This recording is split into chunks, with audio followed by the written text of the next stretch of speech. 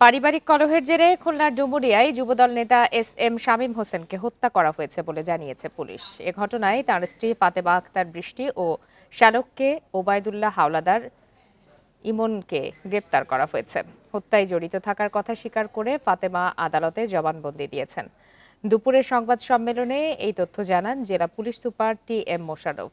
গত ২২ August ডুমুরিয়ার ১৮ mile এলাকার নিজ বাড়িতে খুন হন যুবদল নেতা শামীম হোসেন। তাকে ধারালো অস্ত্র দিয়ে হত্যা করা হয়। নিহত শামীম সাতক্ষীরার তালা উপজেলার ইসলামকাটি ইউনিয়ন যুবদলের যুগ্ম আহ্বায়ক ছিলেন।